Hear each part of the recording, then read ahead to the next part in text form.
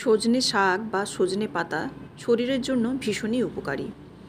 এ আর বলার অবকাশ রাখে না।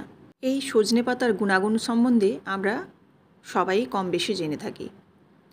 এমন হাজারো গুণ আছে সজনে পাতার মধ্যে, যা অন্যান্য শাক পাতার চেয়ে অনেক বেশি। নমস্কার বন্ধুরা, মিক্সড ফিউশন সোমার পাকশালায় সবাইকে স্বাগত। আজকে আমি সজনে শাক বা সজনে পাতারই আরেকটি রেসিপি নিয়ে এসে হাজির হয়েছি। আজকে সজনে শাক বা সজনে পাতার দু রকমের ভর্তা আমি বানাবো। তো আপনারা প্রথম থেকে শেষ পর্যন্ত ভিডিওটি দেখতে থাকুন কিভাবে বানাচ্ছি। আশা করি আপনাদের ভিডিওটি ভালো লাগবে। সজনে শাকটা প্রথমে আমি বেছে নিচ্ছি। সজনে শাকটাকে বেছে নিয়ে আমি ছোট ছোট করে একটু কেটে নেব। সজনে শাকটা যদি কেটে নেওয়া যায় ছোট করে, তাহলে সেদ্ধ হওয়ার পর যে দলা পাকিয়ে যায় সেটা কিন্তু আর হবে না, আর শাকটাও কিন্তু খুব সফট হবে। তো সেই কারণে আমি একটু ছোট ছোট টুকরো করে কেটে নিচ্ছি। এটা আমি বটি দিয়ে কাটছি, আপনারা চাইলে ছুরি দিয়েও কেটে নিতে পারেন।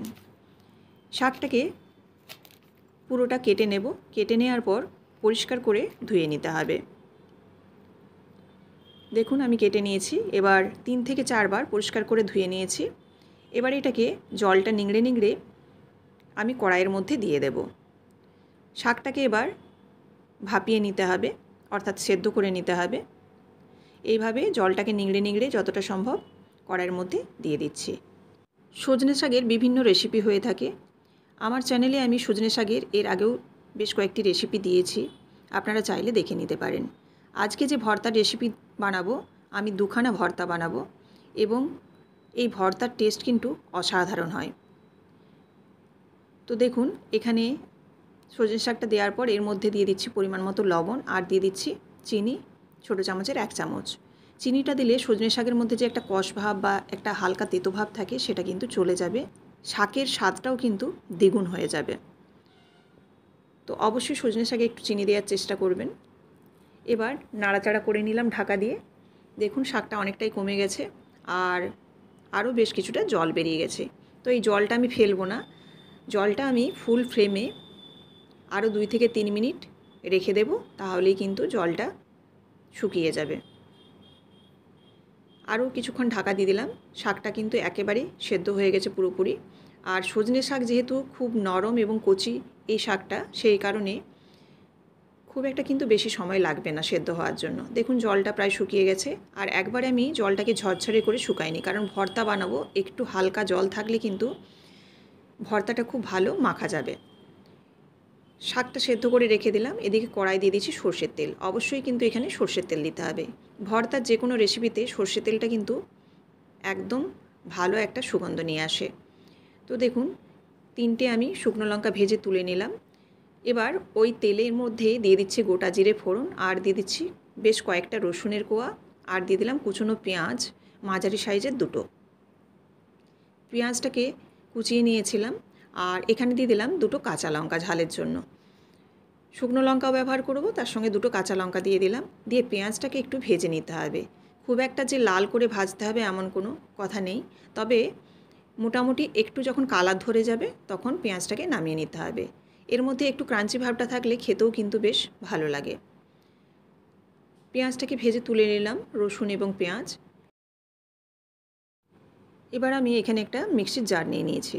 এই জারের মধ্যে আমি অর্ধেকটা পেঁয়াজ ভাজা আর রসুন ভাজা দিয়ে দিলাম, সঙ্গে কাঁচা লঙ্কাগুলোও দিয়ে দিচ্ছি। শুকনো লঙ্কাগুলো কিন্তু এর মধ্যে দেব না। এবার অর্ধেকটা পেঁয়াজ রেখে দিলাম, দিয়ে সেদ্ধ করা সজনে শাকটা দিয়ে দিচ্ছি মিক্সির জারের মধ্যে। শাকটা অবশ্যই আপনারা ঠান্ডা করে দেবেন মিক্সির জারের মধ্যে, নইলে কিন্তু মিক্সি খারাপ হয়ে যাওয়ার চান্স থাকে গরম অবস্থায় দিলে। এবার এটাকে পেস্ট বানিয়ে নিলাম।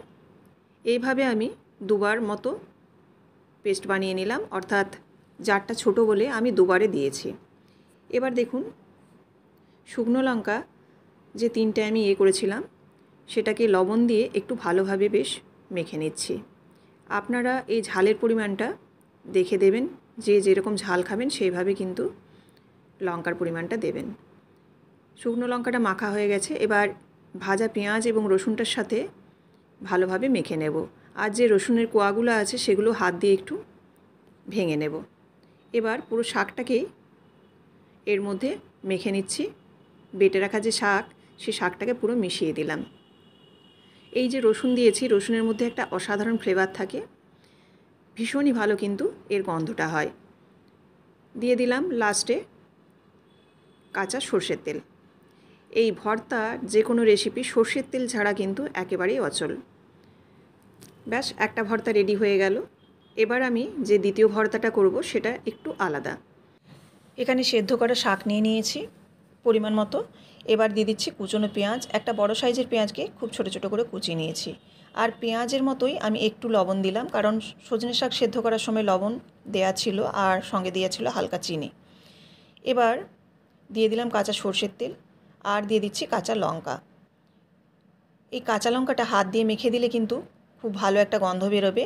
তো আপনারাও এই রেসিপি দুটি অবশ্যই একবার হলেও ট্রাই করে দেখবেন, কারণ সজনে পাতার ভীষণই গুণাগুণ।